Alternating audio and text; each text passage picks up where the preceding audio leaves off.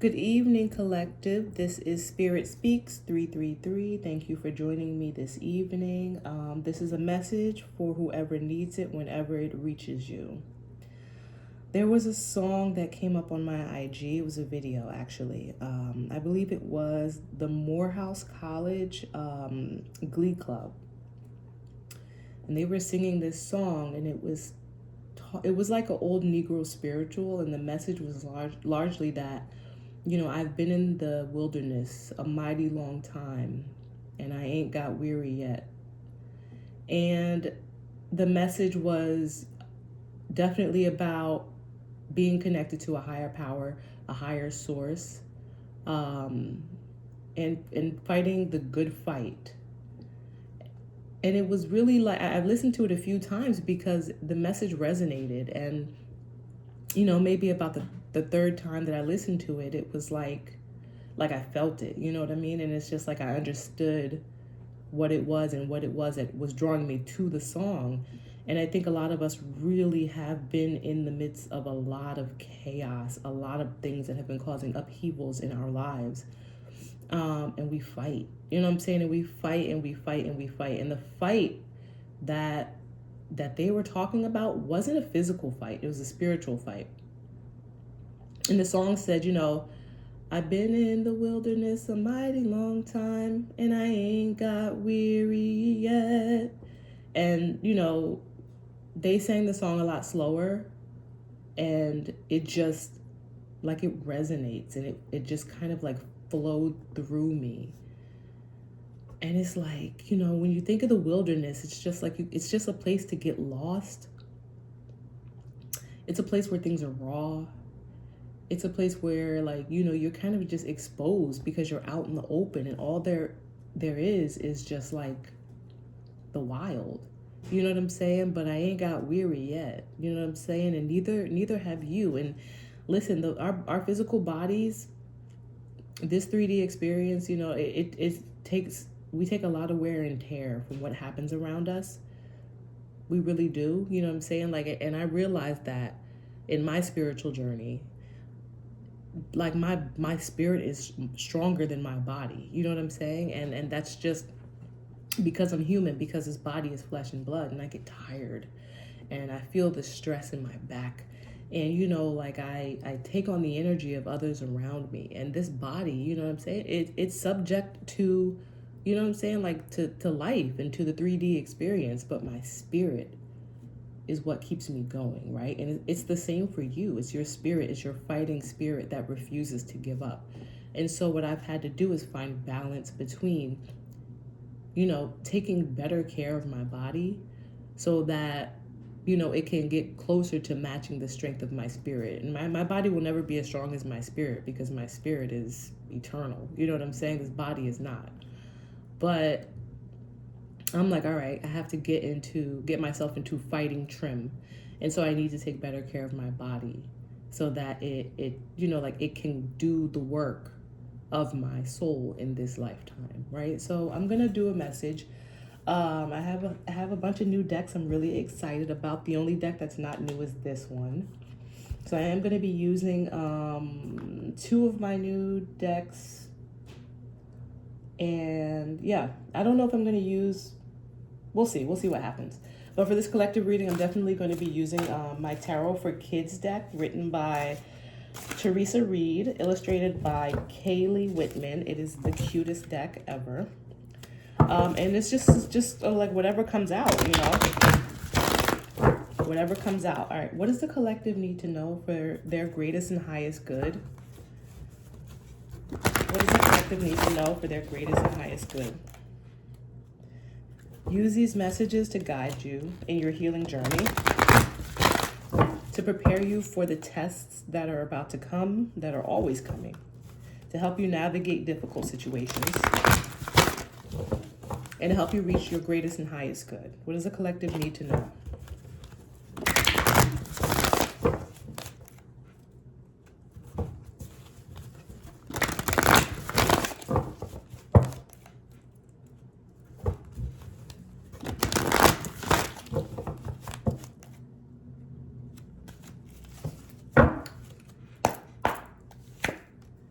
Judgment. First card out, Judgment. Judgment has been called. Judgment has been called. Like a sigh of relief. A sigh of relief. We've been in the wilderness a mighty long time, and we ain't got weary yet. And judgment has been called. So in the current energy, judgment. Beautiful. Bottom of the deck, Nine of Wands. There we are. There we are on the bottom of the deck, Nine of Wands. You know what I'm saying? Like beaten down, but not broken. Downtrodden. You know, been through the wilderness, mighty long time, and we ain't got weary yet. Standing our ground. I love this. I love this. This is not a card of defeat. This is the wounded warrior, but a warrior nonetheless. A warrior nonetheless, who is now like, just kind of like, you know, in the Rider-Waite tarot, this person is, you know, like just they've set up their defenses, they've put up their 9 wands, and they're leaning on they put up their 8 wands and they're leaning on the 9th one.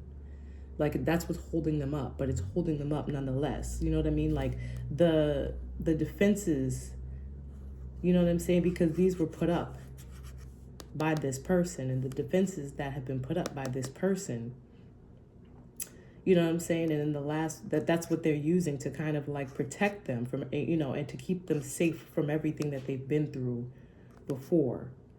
And then they have the 9th wand in their hand. And like I said, in the Rider-Waite, they're leaning on it, wounded, but standing. And judgment has been called for those of us who have reached this point and are in this state of being the wounded warrior after everything that we have been through. Strength. Like I can't make it up. I can't make it up. Strength. It has taken so much strength to get us to this point. It has taken so much strength to get us to this point.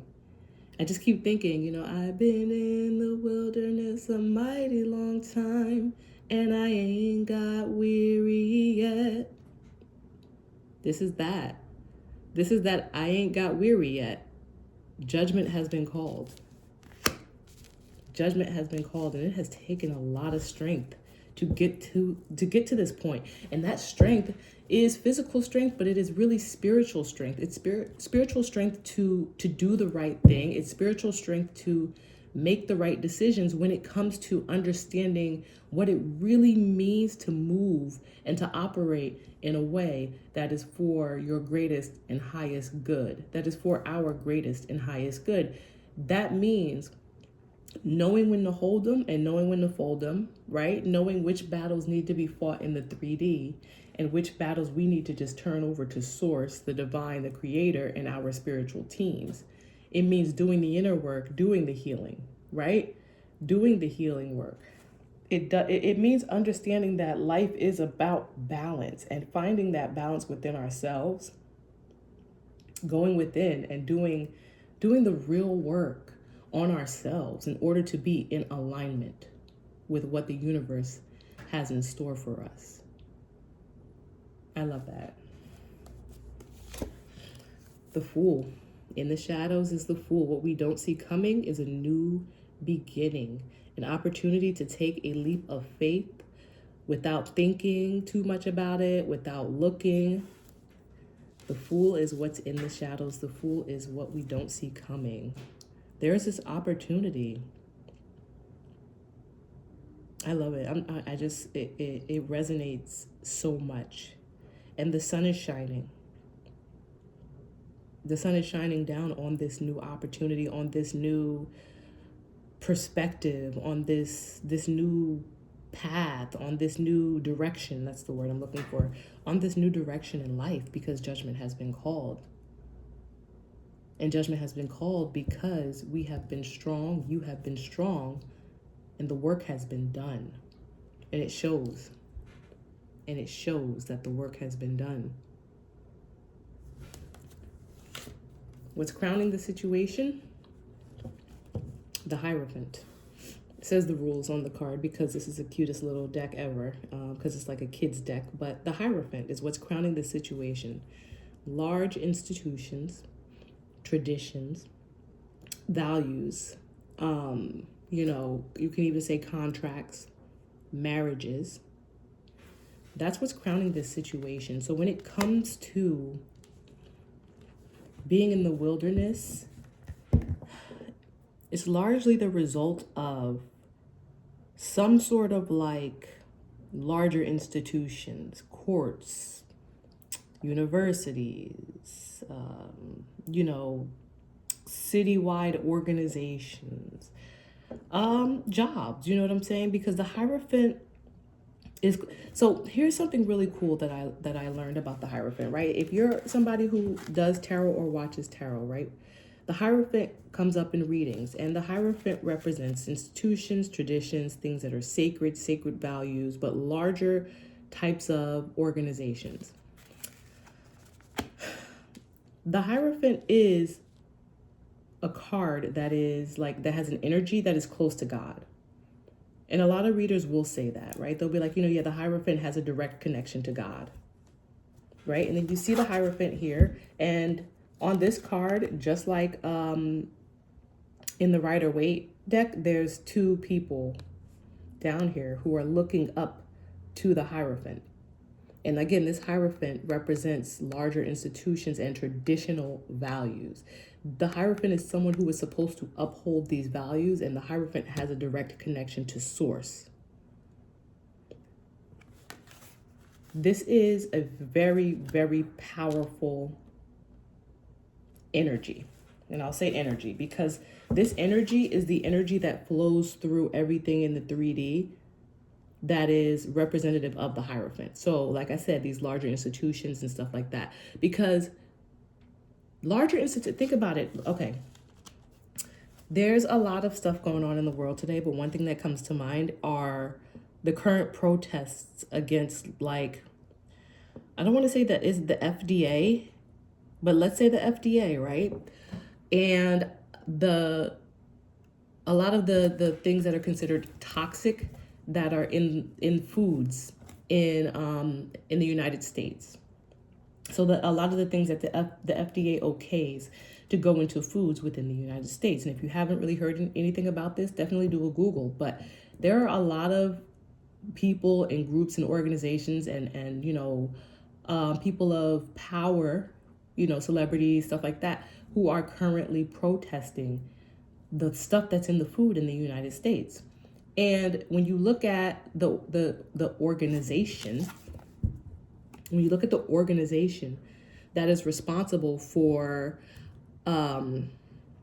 determining, I guess, what is or isn't okay to go into the foods in the United States, it's the FDA, the Food and Drug Administration. They okay certain things to be used in the food in the United States. I am in the United States, so in the food in our country. That's a lot of power.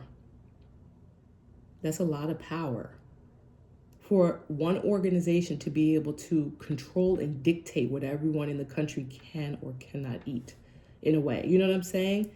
And that level of power is something that comes from God. And the reason that is because it's like, okay, if you are going to be an organization that has the ability to dictate what people can or can't do, can or can't eat, can or can't learn, can or can't read. You know what I'm saying? Like, when you have that much power, that's a power that comes from God, because that is a power over life and the way people live.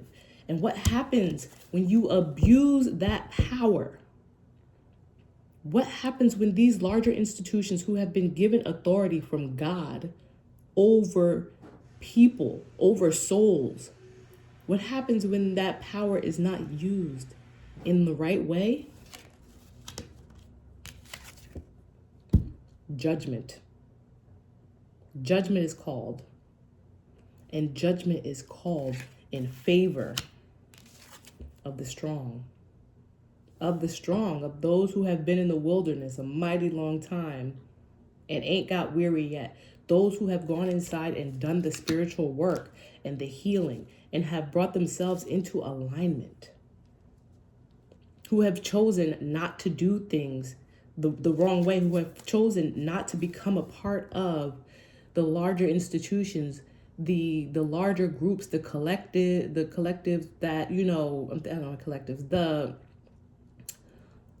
collaborations, maybe the groups, or fall prey to this, right? Because these institutions are made up of souls of people who work in these positions, and they become corrupt, and I didn't want to say that, I don't want to go there, but they become corrupt because they become, tempted by, worldly things, money, power, and then that becomes more important to them than the individual souls that they have been given the authority from God, from source, to protect. And it's so easy to fall into that toxicity of, okay, well, listen, there's an opportunity here for more money, so I'm gonna go for it. To hell with these people. You know what I'm saying? But there are those of us who were tempted. You know what I'm saying? Who were tempted just like others, but instead of falling for the temptation, we stood strong. And when you stand strong and you stand opposite of that is wrong, it's difficult. It's hard. It's hard to do the right thing. It is harder to do the right thing. I was literally having a conversation with someone about this. It is harder to do the right thing than it is to do the wrong thing. And this is coming from someone who has done a lot of the wrong things. It is so much easier to do things the wrong way. It is, you know what I'm saying? It's so much easier to fall temptation, to addiction or addictive behaviors, to toxicity. It's just easier because doing the right thing, I feel like there's so fewer people who do the right thing than there are who do the wrong thing, right? And I'm not saying that everyone is out there blatantly doing the wrong thing, but it's just like, it's easier to just be like, okay, well, I see the whole organization has decided X, Y, and Z, so I might as well just decide X, Y, and Z because it looks like it's going to work out for them. I have always been, listen, without going too much into like my purpose here on life and me, really knowing and understanding who I am, I have always been somebody who has been on the opposite side of those who kind of just go along with the program. You know what I'm saying? And that's why I see myself in this collective, because it's like when everyone is like just blindly going with, or just maybe don't want to push back or ruffle feathers, so they just go with whatever is being decided by leadership, by those in power, even if it's not right, especially when these people in leadership and power are responsible for lives and souls in these larger institutions. And everyone's just going with the flow because it's like, well, I don't want to get myself into trouble, or, I'm just going to do what I'm being told, even though I don't think that it's what's best for, the people that are, at the bottom. I'll say, like, the people who are most likely to be impacted or affected by decisions being made at the top. I've always been on the opposite side. I've been that person and that voice in the room that's been like, well, maybe this is not what's best because, we really have to consider these people that it's going to affect, right? That's been me. Now, I'm not usually that like political about it. Usually I'll be like, none of this makes sense, and I'm gonna tell you why it doesn't make sense, and this is why I don't think we should do it. And if you go forward with it, I'm gonna challenge it. I'm going to challenge it in an official manner because it's not what's best for certain people. I've been that person, and it is hard. And it is hard. And what happens when you do that, when you're the only energy or the soul or person in a space that is trying to stand up for those who need someone to stand up for, especially when you're working in these types of organizations, it's hard because you become a target. You become a target. And then what happens is when you're hit, right, because you become a target. So when you're hit, what are you going to do? Now you have a decision to make, right? Because when you're hit, it's usually like a tower moment. And I know those who are still here, this resonates with you. It's a tower moment. What are you going to do? that tower moment is attempting to make you spiral into toxic ways, into toxic ways of responding, into toxic behaviors, into toxic patterns. It's trying to knock you down so far that you can't get yourself back up. And so all you do is you just grab at whatever it is you can grab at on the way down. And whether that's alcohol, whether that's, drugs, whether that's gambling, whether that's unhealthy or risky, sexual habits or whatever, that's what they want. That's what, what I'm saying? That's what the forces that are working against, those of us who are in the light. That's why the forces who are working against the light, that's what they want. And so if you are someone who stayed strong for a mighty long time and ain't got weary yet, judgment is in the energy. And it's here, and I love that. I love that. In the near future, Eight of Swords.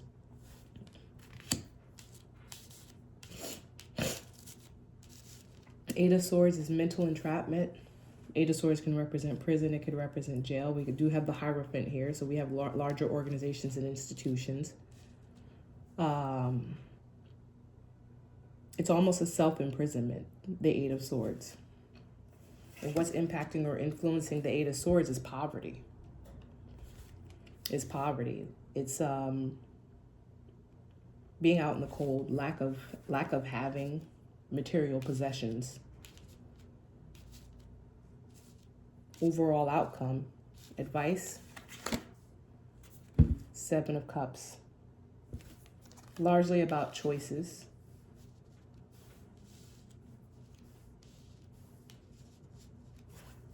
All right, let's clarify the Eight of Swords in the near future. Clarify the Eight of Swords in the near future. For the collective. What's the Eight of Swords in the near future?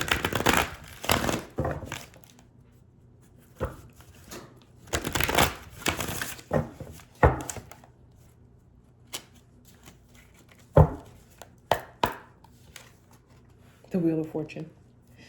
The Wheel of Fortune is a fated event. It is a fated event. It is the result of a decision that was made when the tower fell, right? And when the tower falls, towers fall all the time. So when the tower fell for the collective, when the tower fell for the collective, whatever your individual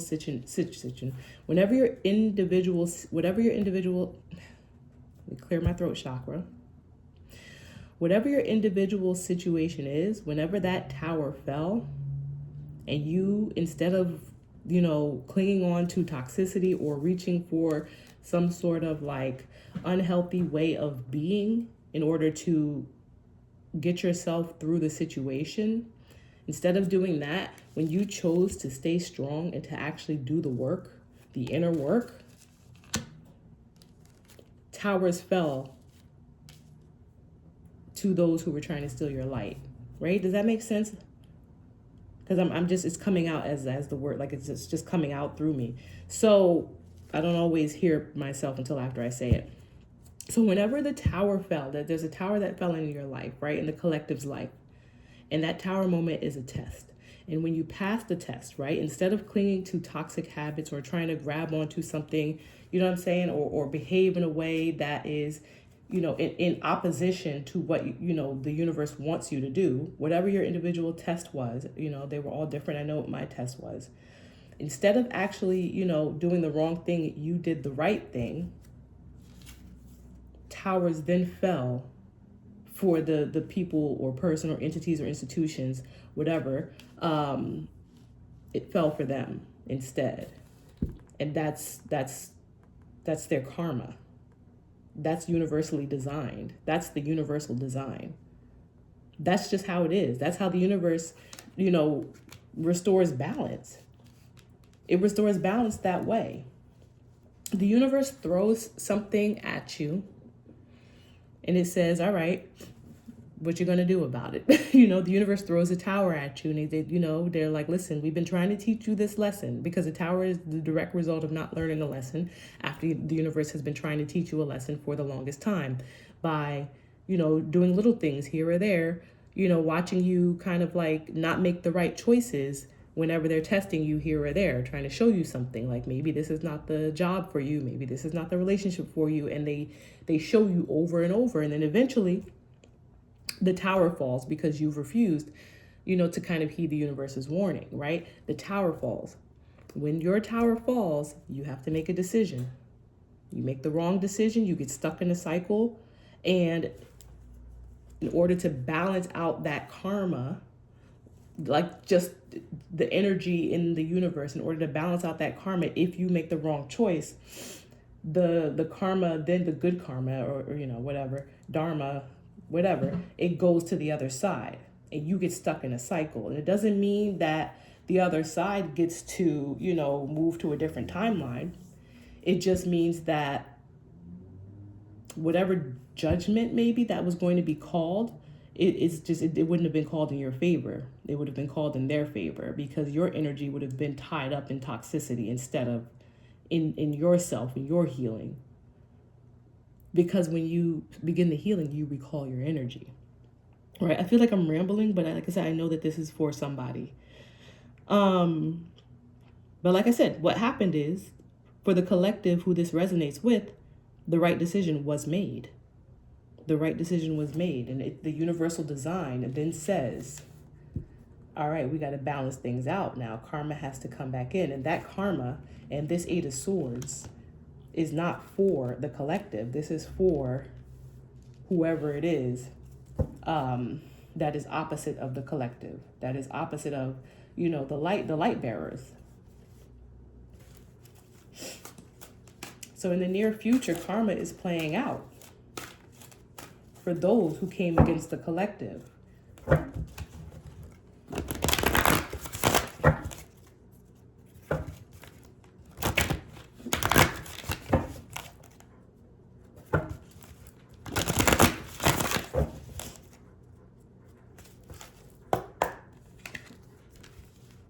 And the Queen of Coins, right? So I wanted to pull one more. So we have karma. And on one side of karma, we have the Eight of Swords energy, which is mental entrapment. It is mental imprisonment. It may actually be literal like imprisonment. And on the other side, we have the Queen of Coins, a feminine energy who is in possession of a beautiful pentacle. And that's within the near future, right? And I just talked about how karma works to balance things out. And because collective has been strong and has done the healing work, collective is on the Queen of Coins side of karma. All right, so Five of Coins, clarify that for me, please, and thank you. So the Five of Coins is in the position of what's influencing the Eight of Swords energy.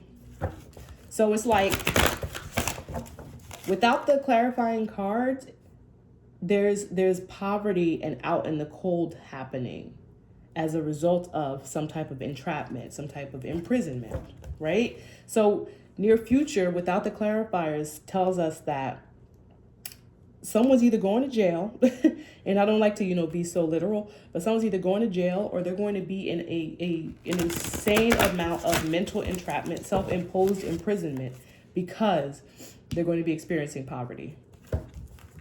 So I'm asking for a clarifier on the Five of Coins, please.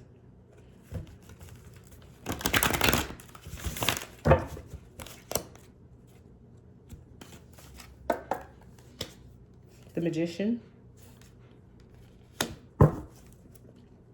Bottom of the deck, King of Cups. What do we have here? The High Priestess. So it is interesting because the Magician and the High Priestess are like spiritual couple. Like I'm trying to think of a word to like describe how powerful this combination is.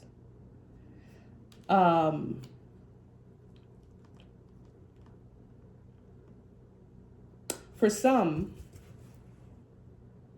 this poverty for the, I want to say, opposing energies, this poverty that is falling upon the opposing enemies is the direct result of the magician and the high priestess energy coming together. And even if that coming together is not a literal coming together, it is the work that needed to be done came together. Like, you know what I'm saying? Like, on one end, there is a high priestess energy who has done the inner healing work. And the high priestess is very intuitive. And the high priestess has just as much, ability as anyone else to be a master manifester. And on the other end, you have the magician energy who has gone in and done the inner work. And as a result of that, poverty, and it sounds so bad, poverty is the result of that. Poverty and mental entrapment, literal entrapment is the result of that. Because that's karma. And that's how karma works, is balancing things out. All right, clarify the Seven of Cups and the advice and outcome, please. So Seven of Cups is about options. It's about choices. It's about confusion, maybe. It's about clouded judgment.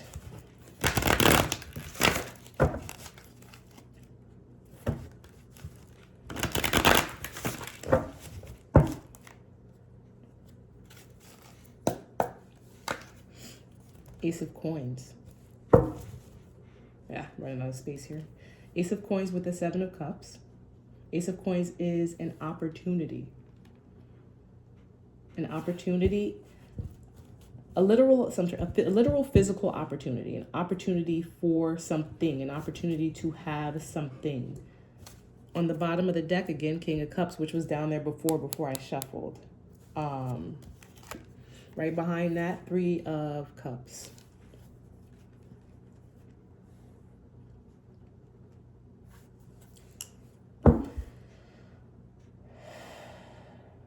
Three of Cups is about celebration. Three of Cups can also be about third-party situations.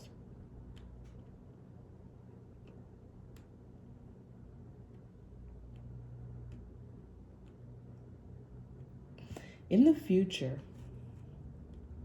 there's a choice that needs to be made about what to do regarding a third-party situation.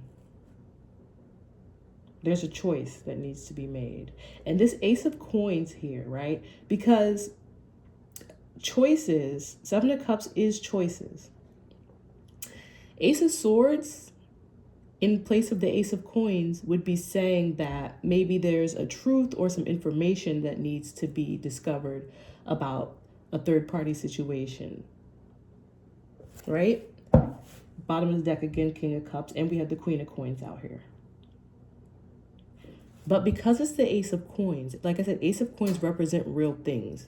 And so with the Seven of Cups, it means that there's a choice about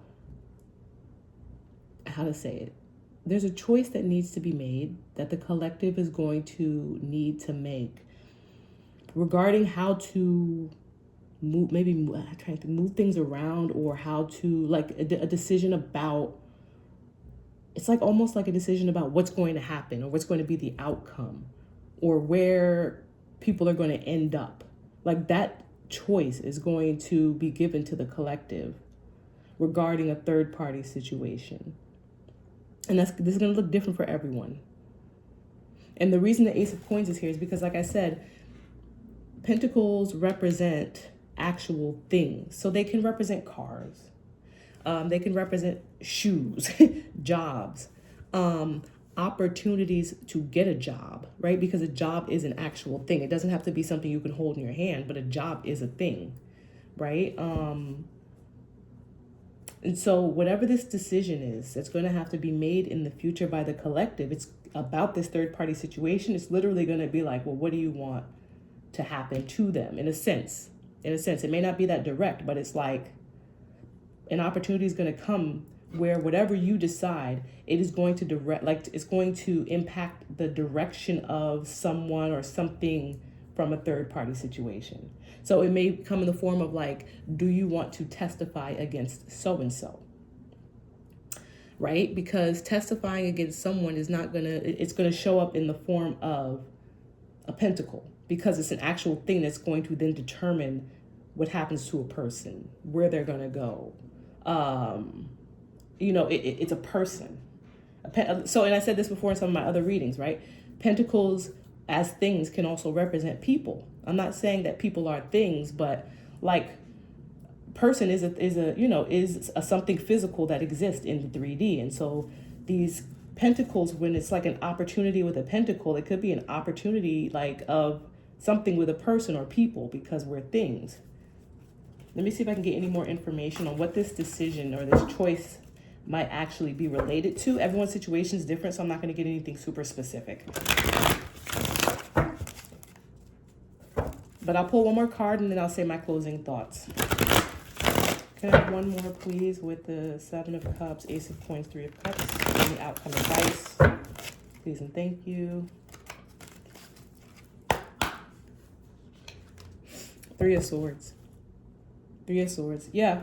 So with the Three of Swords here and on the bottom, the Hermit, it's definitely giving me two things. One, you're going to be making a decision. You're going to be presented with some type of options or some type of choice when it comes to what to do or what's going to happen to something regarding a third-party situation or a third-party person, or a person involved in a third-party situation, or an organization involved in a third party. Like, because an organization, a company, a job can be a third party. Say a job is coming between you and your partner, that job is now the third party. So you're going to have to make a choice that's going to directly impact like what happens to something or someone. It's either going to be a very difficult choice, or it's that this third party situation has caused some type of heartache in some way, shape, or form, romantically, or like platonically, or whatever. It's something that caused a lot of heartache. Now with the Hermit here, this kind of brings me to my closing message, right? The Hermit is someone who is very introspective. It can also represent a detective or someone who's looking into something. The Hermit, of course, has a lantern, and in that lantern is the star. And for me, the star represents a lot of things, but the truth is what resonates with me when I see the star, because the star is Aquarius, and Aquarius are the truth seekers. This is someone who has gone very deep within and has done the digging within themselves. And sometimes, this person manifests in the 3D as someone who actually does the digging in the real world. And they have gotten to the truth of who they are or of what things are. And they have done the inside work to get to that truth. And they have not done it quickly, and they don't take it lightly. And so with this on the bottom, whatever it is that you have to decide, you need to do it from the space of the Hermit who has done the work to get to the truth. And that's what this is all about. This whole spread, judgment has been called because collective has gone in and done the work to get to the truth of who they are. Not necessarily the truth of the matter, because the truth of the matter doesn't matter as much as the truth of who you are and who you are in this life, in this world, and what your purpose is and what you need to do to ascend. This is a reminder, right? This Hermit card on the bottom is a reminder that you need to stay connected to the work that was done when you were in Hermit mode, and to go back to that work and to what you learned and to the truth that you found when you went into Hermit mode when it comes to making this decision. Because what happens, it's the next test. I believe it's the next test. Because what happens is you don't want to repeat the cycle. What happened here with this Hierophant group organization, values, traditions, whatever happened here to the collective, right? Whoever abused their power and did whatever they did to make the collective fall, the universe is now coming to test the collective and to see if you have let go of whatever it is that you needed to let go of, if you have learned whatever it is that you needed to learn in order to make this decision in a way that is completely different from how they made their decision. All right. Hopefully this message was insightful. It provided some direction, some guidance, a deeper understanding of really, what the collective needs to do moving forward, how the collective needs to really approach what's coming. Feel free to email me if this message resonated. You can please subscribe, and best of luck with everything.